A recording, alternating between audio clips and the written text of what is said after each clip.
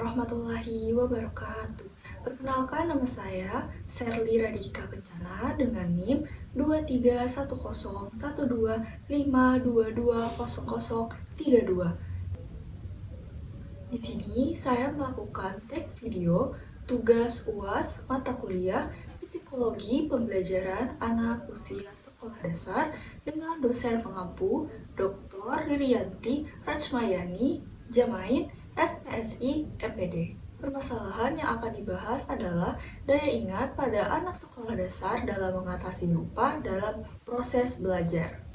Permasalahan yang sering dihadapi siswa adalah tentang rendahnya daya ingat yang berkaitan erat dengan fenomena lupa. Hal ini menjadi tantangan signifikan dalam proses pembelajaran karena dapat mempengaruhi kemampuan siswa dalam menerima dan mengingat materi yang telah diajarkan. Meningkatkan daya ingat pada siswa sekolah dasar merupakan salah satu tantangan utama adalah keterbatasan perhatian dan konsentrasi anak-anak, yang dimana anak-anak tersebut memiliki tingkat konsentrasi yang rendah dibandingkan orang dewasa. Mereka mudah teralihkan oleh stimulus di sekitar, seperti lingkungan maupun aktivitas teman. Hal itu dapat menghambat konsentrasi pada proses pembelajaran. Selain itu, banyak metode pengajaran yang bersifat monoton sehingga mengurangi efektivitas dalam proses pembelajaran. Tekanan akademis dan stres juga dapat menjadi faktor yang signifikan, seperti siswa seringkali menghadapi tuntutan untuk mencapai hasil yang lebih baik yang dapat memengaruhi konsentrasi dan daya ingat mereka. Kurangnya pengulangan dan praktek juga berkontribusi pada permasalahan ini, karena tanpa ada kesempatan untuk mereview materi, informasi baru cenderung cepat dilupakan. Selain itu, variasi gaya belajar di antara siswa dapat menjadi hambatan.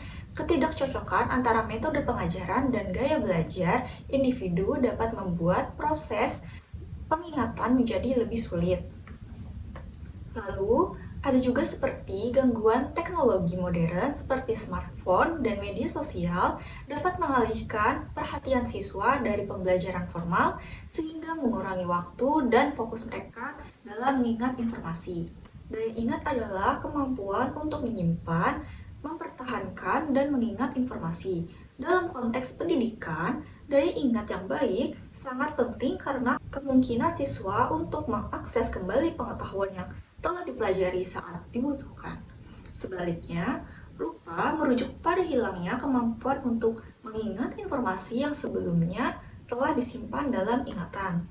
Faktor dan penyebab terendahnya daya ingat pada siswa sekolah dasar dapat dibedakan menjadi beberapa kategori. Yang pertama, metode pembelajaran yang tidak efektif seringkali menjadi penyebab utama. Ketika guru menggunakan pendekatan yang monoton dan tidak melibatkan siswa secara aktif, seperti ceramah tanpa interaksi, siswa cenderung merasa bosan dan kesulitan untuk mengingat informasi yang diajarkan. Kedua, ada kondisi emosional dan stres juga berperan penting. Siswa yang mengalami tekanan akademis atau masalah emosional mungkin sulit berkonsentrasi sehingga mempengaruhi kemampuan mereka untuk menyimpan informasi dalam memori. Selanjutnya, kurangnya pengulangan dan praktek juga menjadi faktor signifikan. Karena tanpa pengulangan yang cukup, informasi baru cenderung cepat mudah dilupakan. Karena siswa seringkali tidak diberi kesempatan untuk mereview secara efektif yang dapat menghambat proses pengingat. Selain itu, karakter individu seperti gaya belajar dan kemampuan kognitif juga mempengaruhi daya ingat. Setiap siswa memiliki cara belajar yang berbeda-beda yang membuat ketidakcocokan antara metode pengajaran dan gaya belajar siswa dengan membuat proses pengingatan menjadi lebih sulit. Terakhir, lingkungan sekolah yang tidak kondusif, seperti terlalu ramainya ruangan kelas, sehingga dapat mengganggu konsentrasi siswa dan mengurangi kemampuan mereka untuk mengingat informasi. Solusi yang dapat kita lakukan adalah dengan yang pertama, pemahaman psikologi anak. Jadi, guru harus memahami karakter setiap peserta didik dengan cara bertanya mengenai kesulitan apa yang sedang dihadapi. Lalu yang kedua, ciptakan lingkungan kelas yang mendukung. Seperti guru harus menciptakan lingkungan kelas yang mendukung perkembangan psikologi anak-anak. Hal ini meliputi mengamati kondisi pada anak saat memulai kegiatan pembelajaran, serta mengadakan kegiatan-kegiatan yang dapat menciptakan rasa semangat kepada anak-anak tanpa merasa stres dan lelah. Yang ketiga, pastikan amunisi emosional. Pastikan setiap anak merasa aman dan diterima secara emosional dalam lingkungan belajar. Guru dapat memberitahu anak-anak bahwa di dalam kelas harus ada kebersamaan tanpa perbedaan sama sekali. Lalu yang keempat, ada intervensi psikologis holistik yang dimana itu dapat membantu mengatasi masalah perilaku psikologis dan meningkatkan kemampuan adaptasi belajar pada anak-anak usia di sekolah dasar. Lalu yang kelima, ada strategi pembelajaran yang sesuai. Strategi pembelajaran yang sesuai dengan karakter peserta didik sangat penting. Contohnya, pada peserta didik sekolah dasar, khususnya kelas rendah 1, 2, dan 3, tujuan belajar harus dibuat lebih sederhana dalam meningkatkan tingkah laku yang jelas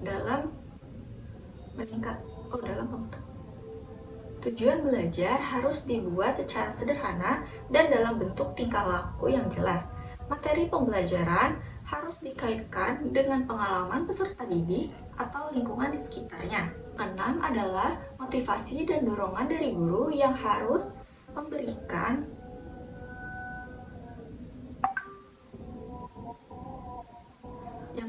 ada motivasi dan dorongan.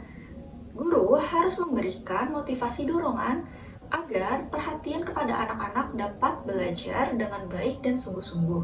Hal ini dapat dilakukan dengan memberikan pujian atas prestasi yang sudah dicapai dan memberikan kesempatan untuk bereksplorasi dalam berbagai hal. Baik, yang terakhir adalah saran dan masukan atau motivasi yang diberikan terhadap permasalahan berikut ini.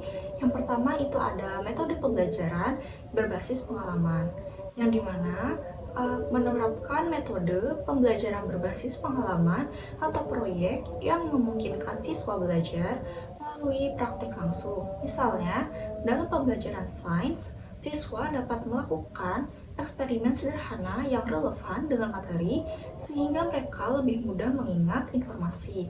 Lalu selanjutnya ada pengulangan dan review rutin, yang dimana pengulangan ini dapat dilakukan melalui permainan edukatif atau kuis interaktif yang mendorong siswa untuk berpartisipasi aktif. Lalu yang selanjutnya ada penerapan teknik mnemonik, yang dimana itu bisa menggunakan akronim atau lagu untuk membantu mereka mengingat urutan materi atau konsep-konsep penting, menciptakan suasana belajar yang positif dan mendukung di kelas, di mana siswa merasa aman untuk bertanya dan berpartisipasi. Lalu selanjutnya ada kegiatan relaksasi dan mindfulness.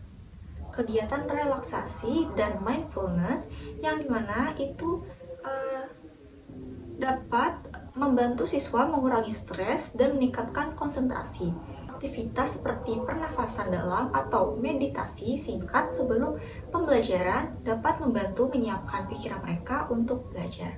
Sekian dari saya. Apabila ada kekurangan dan salah kata, mohon hilaf. Saya tutup. Wassalamualaikum warahmatullahi wabarakatuh.